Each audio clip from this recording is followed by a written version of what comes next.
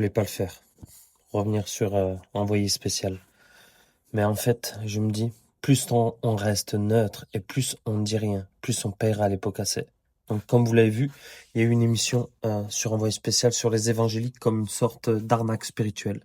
Selon eux, on a un business religieux et ils pointent le pasteur Yvan Carluère de MLK.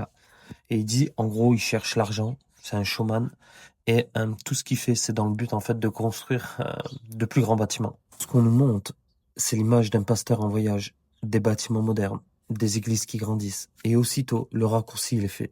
Regardez, c'est une entreprise cachée derrière la religion. C'est facile, ça fait peur, ça fait vendre de l'audience. Mais j'aimerais vraiment parler à ce sujet et surtout de parler de cette vérité qui est ignorée. Ce qu'on oublie de dire, c'est que ces pasteurs, ces églises donnent leur vie pour servir, pour accompagner, pour guérir, pour restaurer les gens.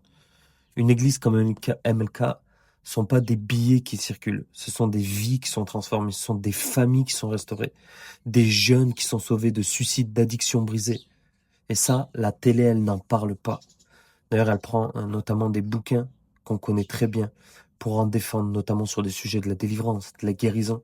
Et ils tordent les sujets. Pourquoi? Parce qu'en fait, ils n'ont pas la réelle réponse et ils n'ont pas la vérité. Alors oui, il y a des dons, il y a des finances, mais ça, c'est pour soutenir une vision, construire des lieux pour accueillir des foules. Est-ce que c'est un crime aujourd'hui de voir les hôpitaux, les associations, les ONG aussi ont besoin d'argent pour exister?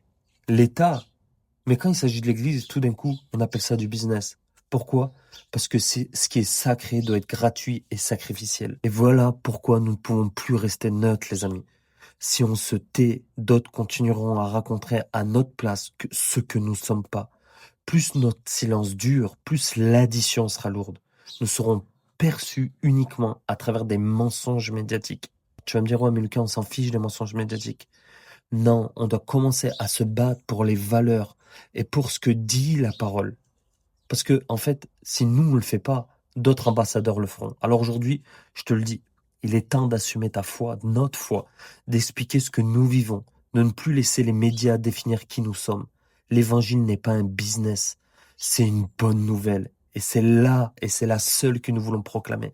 Peu importe l'audience que tu as, prends une petite position avec amour, mais déclare que nous ne sommes pas d'accord avec ce genre d'émission et utilisons cette mission pour que d'autres personnes connaissent le véritable évangile et qu'ils puissent avoir un mouvement et pourquoi pas que MLK puisse grandir.